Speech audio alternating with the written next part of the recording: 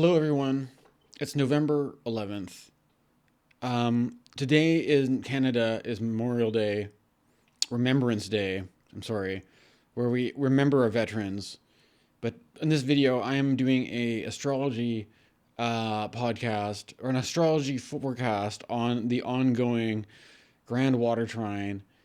This was the Grand Water Trine had Mars and Mercury setting it off from Scorpio. Now these planets have ingressed into Sagittarius. Mercury has just recently stationed retrograde and will be headed backwards into Scorpio. And then meanwhile, we now have the Sun and Venus in Scorpio. And when I was thinking about the whole dynamic of grand water trines, I started thinking of various musicians such as Kurt Cobain and Jamie Stewart and people like that have, and this idea of acoustic guitar and the emotional release of music and things like this. But then I was also, for some reason, it was on my mind, the topic of folk music. That, no, not just folk music, but the idea of music that's situated in a certain place or a certain environment. And I would like to show for you, as an example of this, a record called Solomon's Seal by the Pentangle. Now, this is not the most probably successful or popular album from this band. They are they're formed. This is an English folk rock band that formed in 1967, and interestingly enough, the female lead singer of this band has a Venus and Scorpio placement. This is a band that I wouldn't have known about if I wasn't like hanging out with people in East Van who are into the folk music scene. It's kind of like this is like, I think it's a good example because in the modern age of, let's say, like streaming and online stuff or whatever it is, music journalism, like you're not going to probably have this band like recommended to you, or like if you were, you'd have to like seek them out. I don't know. I just stumbled upon them I don't even know where I got this one, to be honest. But the Pentangle, something about this band interests me in relationship to the current astrological dynamic, because imagine a scene of folk musicians all situated in a certain area, and they would come together to do like an open mic thing, or to play different shows where you'd book different. So you had a bunch of solo musicians that would play shows together, or all participate in the same scene. And you just, at some point, they were like, why don't we just take the best people from this little scene and make a band? And this became the Pentangle, right? And they're obviously, it's like a very like psychedelic 60s folk, like it's almost like folk horror almost, right? Where you've got this sort of pagan 60s like woo woo. It's pretty cool, I think. But the thing about this is there's something about this band where it's actually surprisingly very like kind of blues and rock influence to the music, and but they're trying to. I think it's like the idea is that you had in the 60s a lot of like British musicians who are really into like rock and roll and all this kind of stuff, but they wanted to kind of like bring it like anchor it into their own local scene and try to like kind of tie it in with their own kind of sense of like being part of like rooted in the folk tradition, right? But the thing about this is that when it comes to this whole topic, there's something about this is a kind of a touchy subject, because it's like, to what extent are you just like coming up with stuff versus like with under the pretense of it's like we're doing something in like basically it's like it kind of makes more sense of like a bunch of people that might just be into whatever is popular in terms of like jazz and blues and rock music and stuff like this, but you want to like brand it in a certain way where you are being like genuine and authentic to you. But if it is a genuine and authentic local scene of people, of musicians, of people who get together, but they want it to be very much like the grassroots, like this is coming from where we're from, doing our thing, right? But there's this idea that like it's simultaneously, in some way it is authentic, but in another way, even the whole act of like putting on a show or putting on a performance kind of involves like putting on a mask and like, or putting on like the facade of like, or trying to exercise the use of imagination to imagine like the tradition, where it's like the traditional thing becomes more of a kind of like an imaginal fantasy, and that there's a sort of like kind of like folk pagan kind of vibe where what that has to do with like fairy tales and stories and stuff like that, or legends, right? Like there's some kind of part of it where it's kind of like a production. It's like a kind of an imagining and playing around with the fantasy and the imagination. But there's something about that which, on one hand, makes it special, but on the other hand, if you're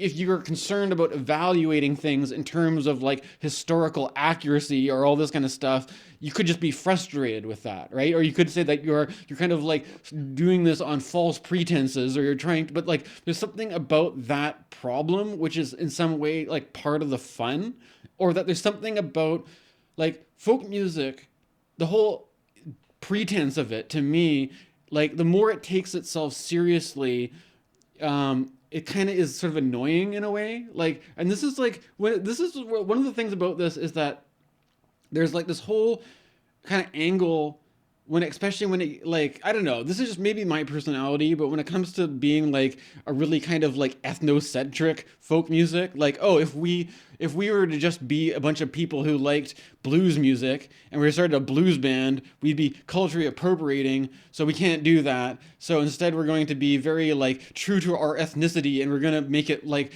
play up how Irish we are, or whatever it is, or like it's all just, I'm going to like get in tune with like the lost tradition of my grandparents, or this, like there's something about this which is like, why do you need like some other generation to make whatever project you're doing valid? Like, why, if you have a bunch of musicians that are all are talented people and all get together and make music, why do you have to be like, oh, it has to be, this is only valid because we are like empty vessels to carry on the spirit of our ancestors and our tradition? And it's like, the fact, what if that, trying to do that and make it genuine is always like doomed to be kind of like you're kind of making it up, right? Like that or that you can't separate your own fantasy or your own kind of like your wish fulfillment, that you wish the tradition was something, but how do you know what it was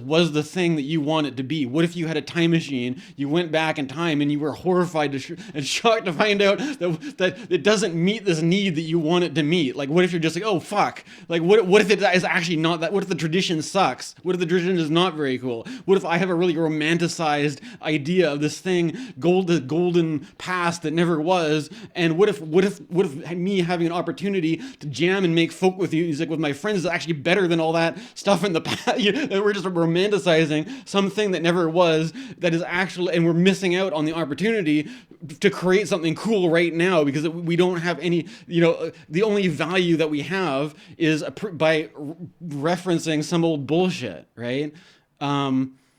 So this is, for me, I think this archetype is there primarily, if you look at the Saturn and Neptune, there being the fantasy of Neptune, but there's a certain like stubborn kind of realism where the more stubborn you are on historical accuracy, the depressive realism of what life and reality is like, you may rob yourself of an imaginative fantasy life. But then the more you allow yourself to be taken in by that imaginative fantasy life, the more you may get lost in the play, in the illusion, and forget about what the actual true story is, right? Like it could just be like a whole like a big a big fantasy, a big dream or something, right?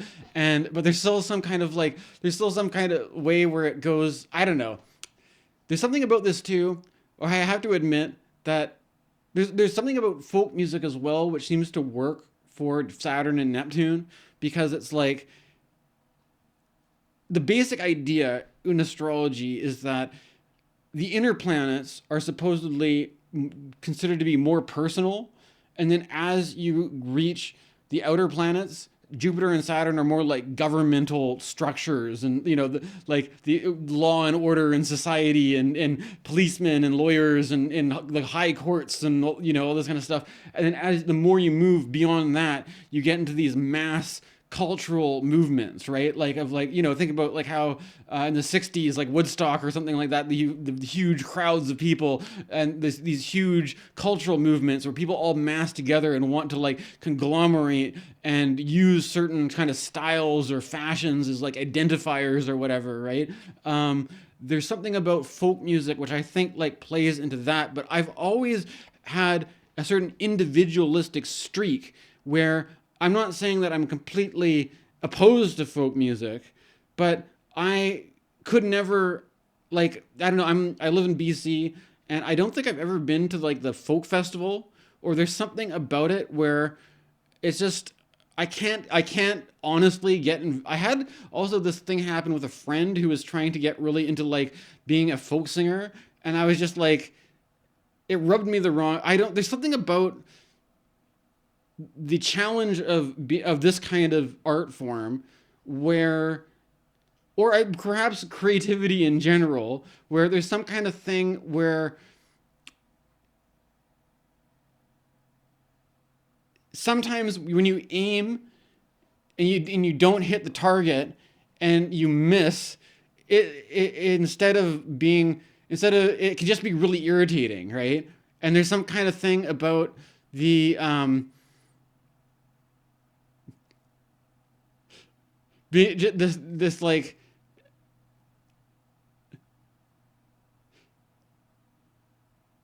I'm too individualistic to like put aside my own personal taste and style preferences and just forget what I like and what I don't like to be like, oh, I'm just going to join the faceless masses and start a stupid folk band and just like play all the others, like we'll play like Gordon Lightfoot sea shanties, right? Like I think that would be a good that was another good example. Gordon Lightfoot and sea shanties, especially as a Canadian, right? Because like there's this kind of thing where it's just like there's you and there's what you like, and then there is like this whole hierarchy of like old guys and dads, people who wear like turtleneck sweaters and who are like who drive tugboats around or stuff like this, and it's like that you as a little like teenage shithead and your music tastes are in a little bubble, but the rest of the adult world has a more mature, developed taste, and we like Gordon Lightfoot and songs about the men who got lost at sea and were never seen and heard from again, right? And that we come together and sing these songs as a chilling reminder, kind of thing, right? Like this is so like. It's kind of inhabits this level where it's like folk music doesn't it's like it serves a purpose in the public conscience, and it doesn't have to be for you as an individual. And for me, in that sense, it sort of like leads me to not want to identify. Like, I mean, if I see a Pentangle record, I'll pick it up, but I'm not going to identify myself. I don't want to identify myself as a folk musician. I don't really. Year by year, the folk festival happens. I don't go to it, and I don't give a shit. I don't feel like I'm missing out by not being at the folk festival. I don't want to pretend I like somebody else, like somebody's music for the sake of like maybe this is an opportunity for a community or something. If it doesn't authentically move me, right?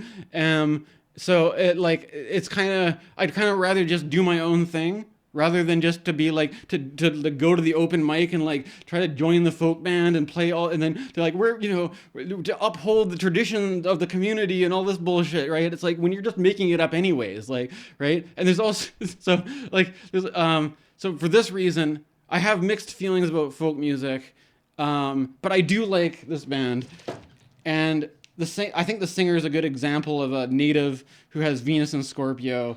And there's also another, I was thinking too about like there's other kinds of folk music such as like Leonard Cohen, where if you talk to people who really like folk music, a lot of them are just going to put Leonard Cohen at like the A tier best folk. But when you start listening to Leonard Cohen, most of his music's going to be like cheesy like MIDI keyboards with like saxophone. It's like it's not the aesthetic that you normally associate with folk music. And it's like there's this kind of like, so even just having it boxed into like we're going to have, keep it locked into this really like narrow idea of what folk music's supposed to be is like the best people are like floating away from that into somewhere else. And then, I mean, I'm not even getting into the whole Woody Guthrie stuff. I'm not even touching that one right now. That's too much, you know. You guys don't you guys don't want to know what this machine does. Okay, thanks for watching.